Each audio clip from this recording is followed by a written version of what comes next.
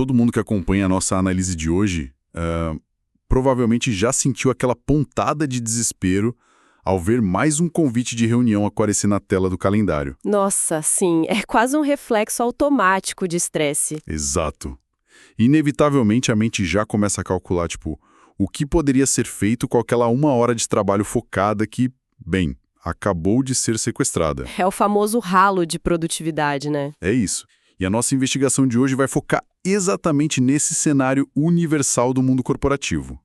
O objetivo é explorar como transformar essas reuniões de equipe e aquelas conversas individuais que muitas vezes dão sono. Ou vontade de chorar mesmo. Sim. Transformar tudo isso em ferramentas de altíssima performance.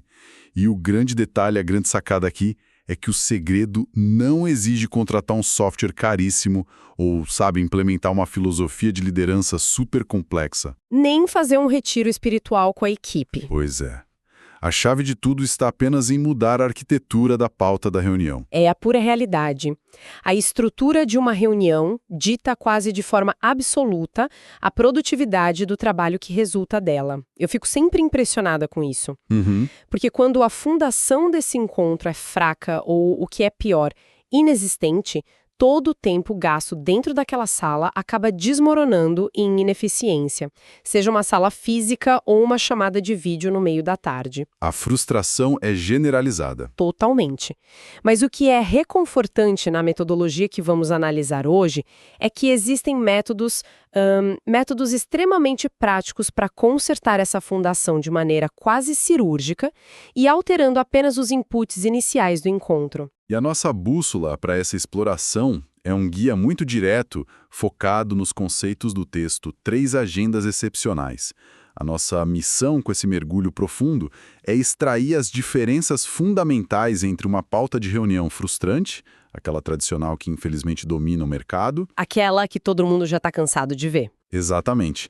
E comparar isso com uma pauta moderna, projetada desde o primeiro caractere para ser implacável na sua eficácia.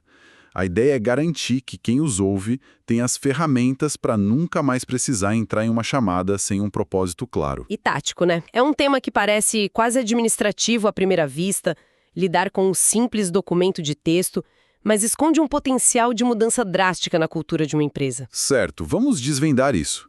Como exatamente essa armadilha da pauta tradicional, com a qual a maioria já se acostumou, acaba sabotando as equipes antes mesmo de alguém dizer bom dia. Aquele documento padrão que a gente vê todo dia, que contém apenas o absoluto mínimo para que o encontro aconteça. Que é basicamente o quê? Onde e quando, né? Isso. Apresenta a data, a hora de início, e então os itens a serem discutidos são jogados ali de forma muito solta. Geralmente são só substantivos ou tópicos super vagos. Tipo uma linha que diz apenas orçamento do trimestre. Ou projeto de expansão. Quem olha para isso sente que existe uma pauta, que existe uma organização, mas na verdade não existe um plano. É só um lembrete vago de que as pessoas precisam falar sobre um assunto genérico, em vez de ser um roteiro real de como a deliberação deve acontecer. Exato. E com apenas algumas alterações de rota nesse formato tão engessado, a dinâmica muda por completo. E a primeira grande evolução estrutural tem a ver justamente com o controle do tempo. Que é algo que todo mundo sente que falta hoje em dia. Sim. Na construção dessa pauta aprimorada que o texto sugere, o básico continua lá, mas passa a ser inegociável incluir não apenas o horário de início, mas de forma muito destacada o horário de término da reunião. Pode parecer um detalhe meio trivial, né? Afinal, o próprio sistema de calendário, seja qual for a plataforma, já faz isso automaticamente. Parece trivial, mas a mudança prática e até psicológica de formalizar isso na pauta escrita é imensa. Ao definir claramente e registrar o horário de término no documento que guia a conversa, os organizadores devolvem o controle do dia aos participantes. Faz todo o sentido. O tempo de trabalho de qualquer profissional é um quebra-cabeça complexo. Se uma peça desse quebra-cabeça, que é a reunião, não tem bordas rígidas e muito bem definidas, ela inevitavelmente vai transbordar. E aí bagunça todas as outras atividades do dia. Isso combate de frente aquela famosa lei de Parkinson, né?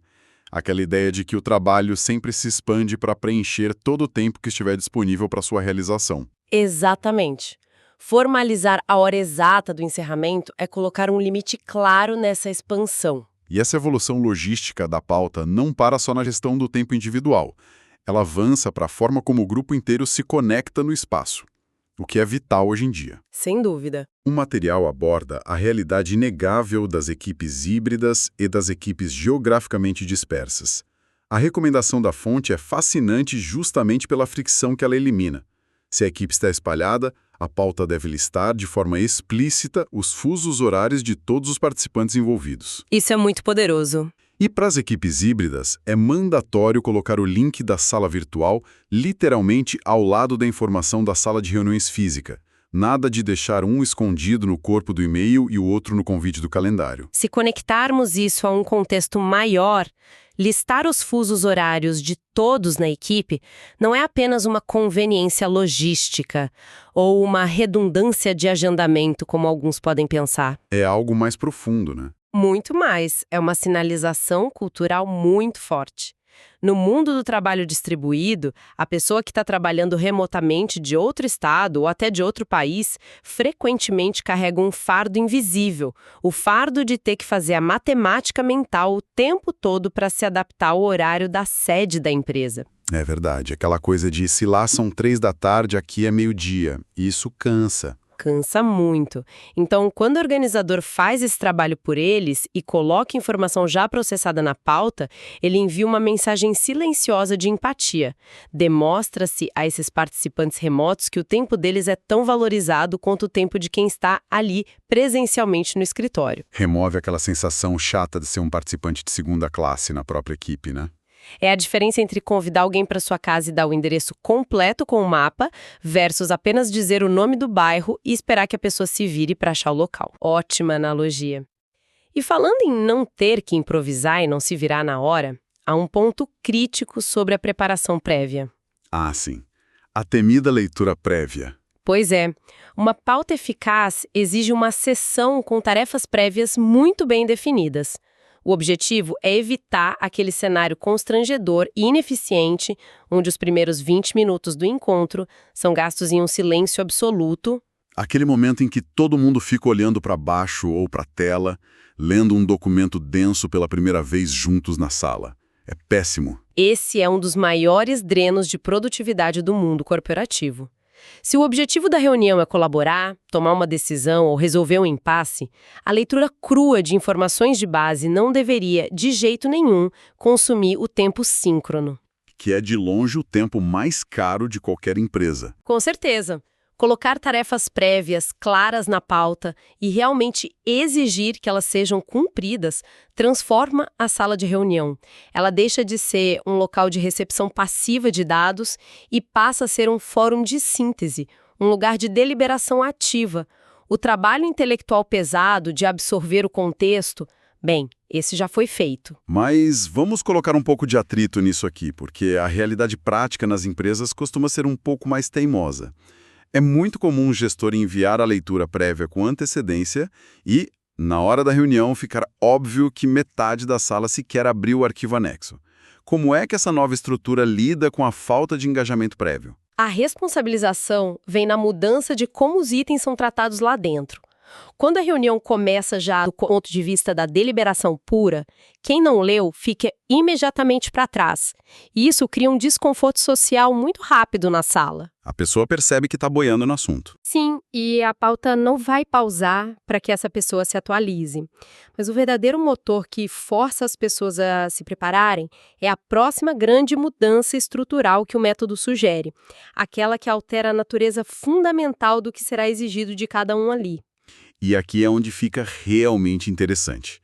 Depois de resolvermos o tempo e a localização, entramos no que eu considero a mudança de paradigma mais poderosa de todo o conceito, que é a transformação semântica de como os itens da reunião são escritos. A mudança das palavras. Isso. A regra do texto é super clara. Abandonar aqueles tópicos estáticos e aqueles substantivos mortos que mencionamos no início. E forçar que absolutamente todo item da pauta comece com o verbo ativo. A psicologia por trás dessa escolha de usar verbos ativos é transformadora. Palavras como decidir, aprovar, desenvolver, alinhar. Um substantivo na pauta, como falamos antes, é um convite à passividade. Deixa todo mundo relaxado até demais. Exato. Já um verbo ativo age como um contrato implícito entre os participantes.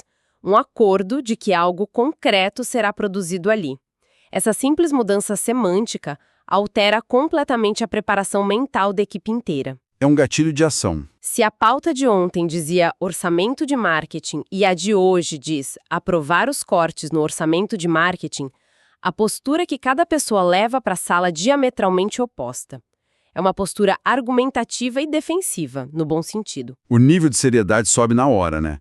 Se o item diz brainstorming sobre a nova campanha, o profissional pode entrar na sala com a mente bem solta, pronto para jogar ideias aleatórias e ver o que acontece. O que pode até ser legal, mas não gera decisão. Exato, mas se o item está documentado como decidir o tema principal da nova campanha, a pessoa entende que não dá para chegar de mãos abanando.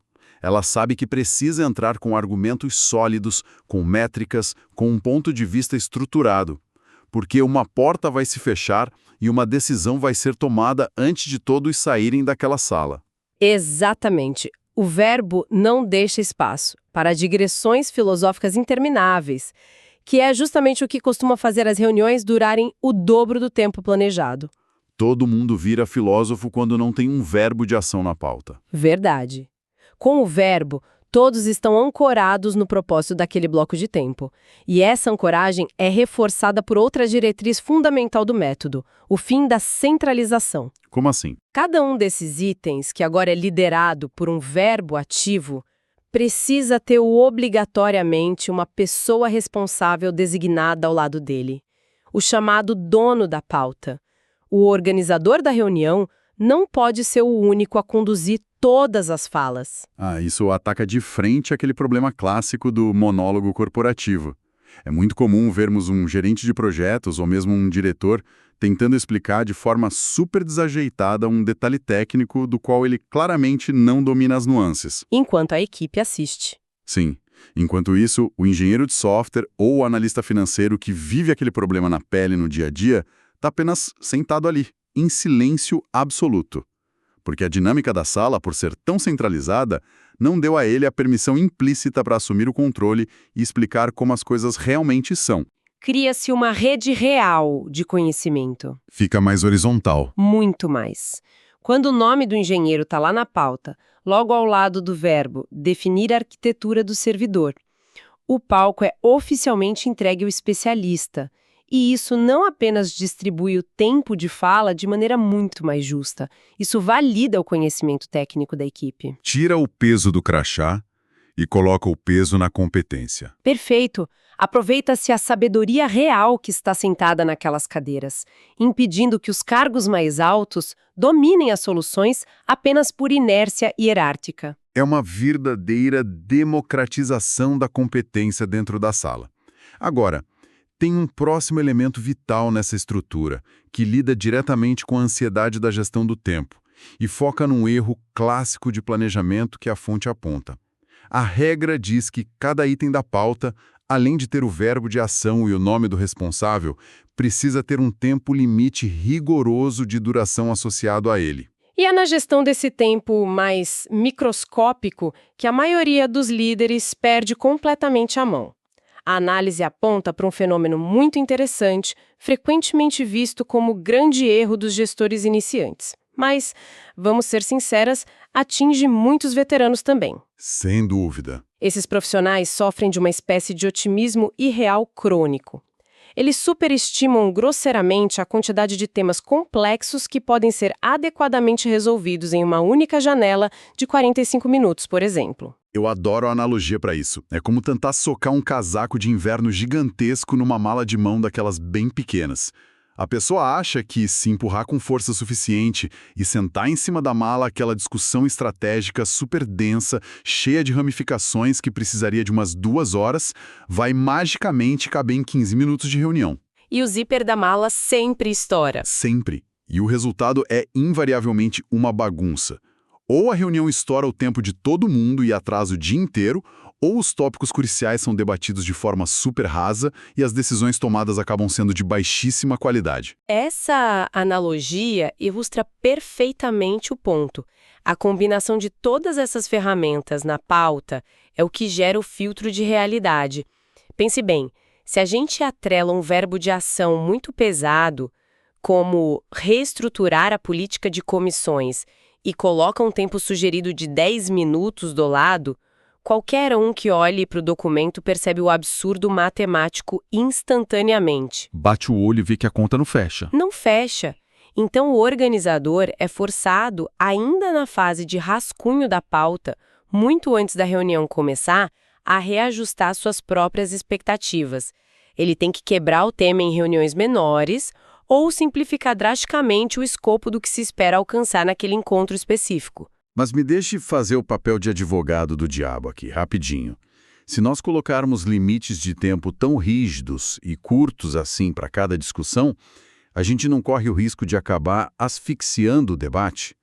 A equipe pode começar a sentir uma ansiedade com o cronômetro correndo solto e acabar cortando uma discussão criativa super importante só para poder marcar o item da pauta como concluído. É um risco super válido, mas a alternativa de deixar correr frouxo é muito pior. A restrição de tempo não serve para encerrar um debate inacabado de forma abrupta.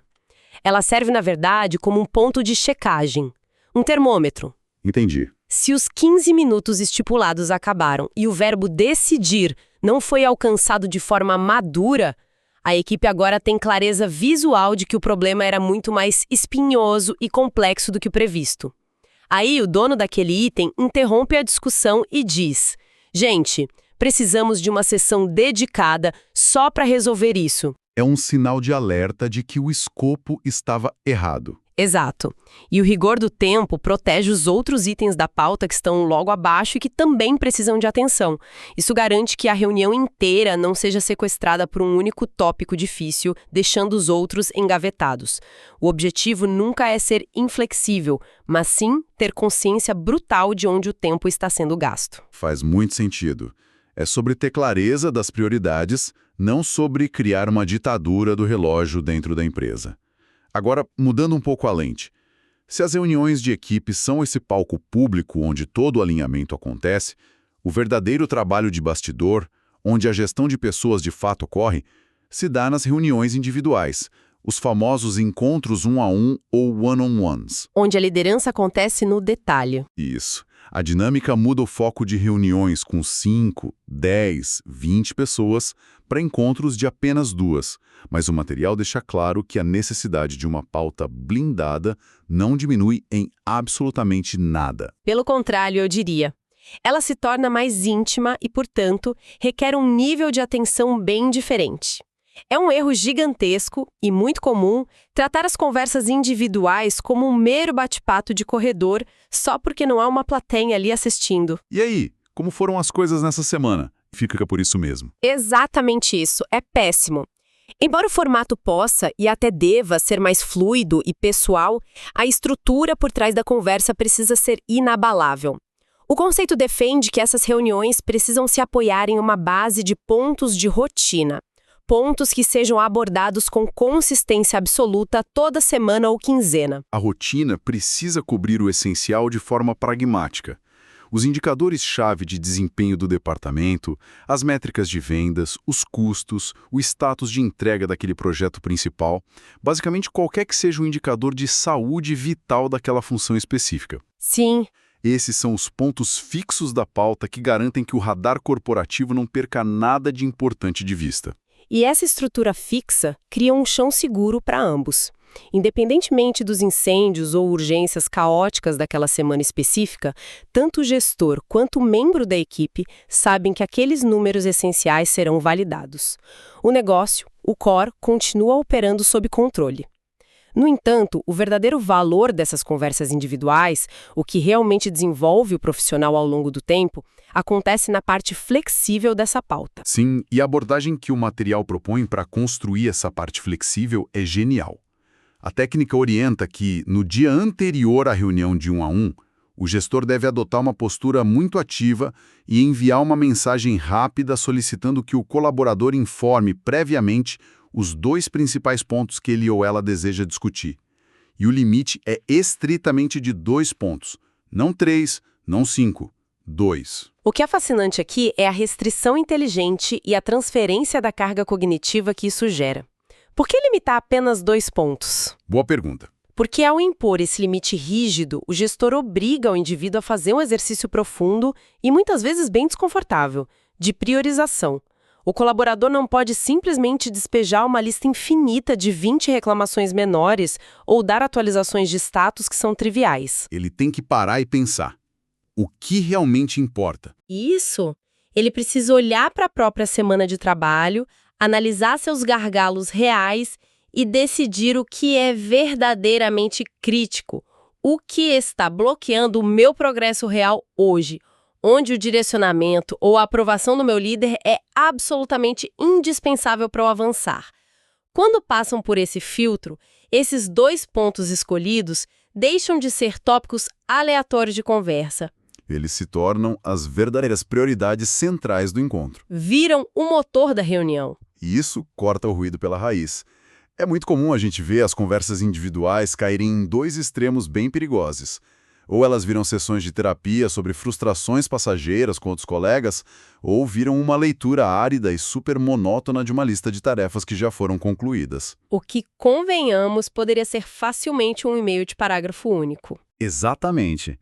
Mas ao forçar a priorização de 2 pontos cruciais do lado do colaborador, primeiro, antes mesmo do gestor adicionar seus próprios tópicos na pauta, a dinâmica de poder da reunião é completamente invertida. Essa ordem de operações é a chave de tudo. Quando a pauta é construída primeiro com os gargalos e as necessidades do funcionário, ela deixa de ser uma imposição hierárquica, deixa de ser uma sessão de cobrança de cima para baixo. Ela se transforma em uma pauta genuinamente colaborativa. Fica focado em destravar o trabalho. Sim, o profissional entende na prática que aquele tempo no calendário é reservado ativamente para o sucesso dele, e não apenas para o microgerenciamento ou controle das entregas dele. É uma ferramenta de apoio e desbloqueio profissional. Somente depois de absorver as 2 prioridades da equipe é que o gestor insere os tópicos secundários que ele, do lado dele, precisava alinhar. Então, o que tudo isso significa quando a gente dá um passo atrás e olha para a floresta e não apenas para as árvores? Significa que a batalha diária pela produtividade corporativa muitas vezes é ganha ou perdida muito antes de os microfones serem abertos e as câmeras serem ligadas. O jogo é ganho no aquecimento. Isso. O sucesso absoluto de uma reunião, quer estejamos falando de um grande comitê executivo espalhado por 5 países diferentes ou de uma conversa íntima de 15 minutos para destravar um projeto específico, ele é esculpido na fase de planejamento. Através de uma logística que demonstra respeito, pelo uso estratégico de verbos que impulsionam a ação de verdade e pela exigência contínua de um preparo colaborativo. Tudo isso que cobrimos serve como um lembrete fundamental do porquê revisar a qualidade das pautas deve ser uma prioridade urgente para qualquer equipe. E não estamos falando aqui de criar mais burocracia ou adicionar mais processos pesados e lentos ao dia a dia. Muito pelo contrário, né? De forma alguma, é sobre enxugar e dar foco. A aplicação firme dessas diretrizes funciona como um mecanismo de defesa, um escudo. Ele devolve horas preciosas de foco ininterrupto para equipes que, hoje em dia, estão cronicamente sobrecarregadas. Ajuda a curar aquela sensação péssima de estar correndo em uma esteira o dia inteiro no escritório e chegando ao final do expediente sentindo que não produziu em nada de valor substancial. Em última análise, uma pauta meticulosamente estruturada é a maior demonstração de respeito pelo tempo alheio que pode existir no ambiente profissional. É a diferença entre a equipe enxergar a reunião como o principal obstáculo no meio do dia e passar a vê-la como o verdadeiro motor de aceleração dos projetos. É transformar burocracia de calendário em inteligência tática pura. A primeira pessoa que vem à minha mente foi uma tia minha, que já faleceu. Ela morreu de maneira repentina aos 42 anos, e isso tudo levanta uma questão importante. Uma questão que merece ser digerida com bastante calma por todo mundo nos próximos dias. Se a simples adição de verbos de ação assertivos, a estipulação de limites de tempo rígidos e a inclusão de dados logísticos de empatia em um documento aparentemente tão mundano quanto uma pauta, se tudo isso pode alterar de forma tão profunda a dinâmica de poder, o nível de engajamento e a cultura de inclusão de uma equipe inteira, que outros processos invisíveis e rotineiros do nosso dia a dia corporativo estão, neste exato momento, secretamente moldando o sucesso ou o fracasso das operações empresariais. As estruturas invisíveis do trabalho frequentemente ditam o comportamento visível com muito mais força do que qualquer discurso motivacional de liderança. Uma provocação excelente para manter no radar durante a semana o peso brutal desse design invisível sobre o nosso rendimento e o nosso próprio bem-estar no trabalho. Esperamos que a investigação de hoje mude radicalmente a forma como quem nos acompanha encara o próximo convite de calendário que aparecer brilhando na tela. O desafio prático está oficialmente lançado: testar o poder dos verbos ativos, definir claramente os donos da ação e forçar a colaboração prévia já na construção da sua próxima reunião.